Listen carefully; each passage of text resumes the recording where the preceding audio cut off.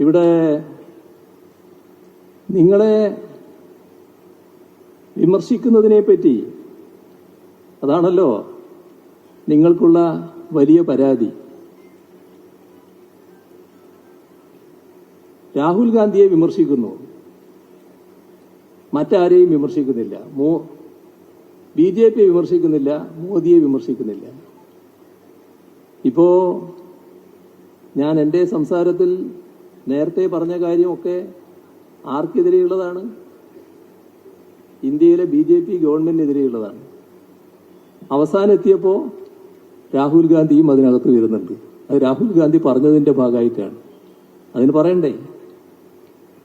ഇനി ഇവിടെ എല്ലാ കാര്യങ്ങളും പറഞ്ഞു കഴിഞ്ഞിട്ടുണ്ടാവും, ഞാനത് ആവർത്തിക്കുന്നില്ല. ഏത് കാര്യത്തിലാണ് വിമർശനം? പൗരത്വ നിയമ ഭേദഗതി. പൗരത്വ നിയമ ഭേദഗതി രാജ്യത്തൊരു വിഷയമല്ലേ? 2019 BJPയുടെ രണ്ടാം ഊഴം. ആ രണ്ടാം ഊഴം വന്നപ്പോ RSSന്റെ തനി അജണ്ടയാണ് നടപ്പാക്കാൻ തുടങ്ങിയത്. അജണ്ടയിൽ ഏറ്റവും പ്രധാനമാണ് മതനിരപേക്ഷത തകർക്കൽ. മതനിരപേക്ഷതയുടെ കടക്കൽ കത്തിവെക്കാൻ പറ്റിയ സാധനം പൗരത്വമാണ്. പൗരത്വം മതാടിസ്ഥാനത്തിലാക്കുക. ആ നിയമ ഭേദഗതിയല്ലേ കൊണ്ടുവന്നത്? അതിനെതിരെ വലിയ പ്രക്ഷോഭം രാജ്യത്തുയർന്നു. ആ പ്രക്ഷോഭത്തിൽ നിങ്ങൾ എവിടെയെങ്കിലും ഉണ്ടായോ? കോൺഗ്രസ് എവിടെയെങ്കിലും ഉണ്ടായോ? മറ്റെല്ലാവരും ഉണ്ടായല്ലോ. എന്തുകൊണ്ടാണ് കോൺഗ്രസ് മാത്രം മാറി നിന്നത്? ഡൽഹിയിലെ പ്രക്ഷോഭത്തില് ഒരുപാട് ദേശീയ നേതാക്കൾ അറസ്റ്റ് ചെയ്യപ്പെട്ടല്ലോ. ഏതെങ്കിലും കോൺഗ്രസ്സുകാരനെ ആ കൂട്ടത്തിൽ കാണാനുണ്ടോ? എന്തേ കാണാൻ ഇല്ലാതിരുന്നത്? കേരളത്തില് ഞങ്ങള് ആ നിയമ ഭേദഗതി വന്നപ്പോൾ തന്നെ ഇവിടെ നടപ്പാക്കില്ല എന്ന് ആദ്യം പ്രഖ്യാപിച്ചു. തുടർന്ന് എല്ലാവരും കൂടി ചേർന്നുകൊണ്ടുള്ള ഒരു പ്രതിഷേധ സംഗമം സംഘടിപ്പിച്ചു. പ്രതിപക്ഷ നേതാവും പ്രതിപക്ഷ നേതാക്കളും എല്ലാം ഉണ്ടായി. സർവകക്ഷി യോഗം ചേർന്നു, അതിലും കോൺഗ്രസ് ഉണ്ടായി. നിയമസഭയുടെ പ്രത്യേക യോഗം വിളിച്ചു. പൗരത്വ നിയമ ഭേദഗതി പിൻവലിക്കണം, അത് റദ്ദ് ചെയ്യണം എന്ന് പറയുന്ന പ്രമേയം ഏകണ്ഠമായി അവതരിപ്പിച്ചു.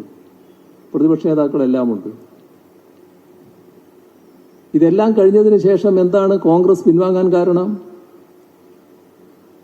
ഞങ്ങളിനി യോജിച്ച പ്രക്ഷോഭത്തിനില്ല എന്നിവിടെ കോൺഗ്രസ് തീരുമാനിക്കാൻ എന്താ കാരണം?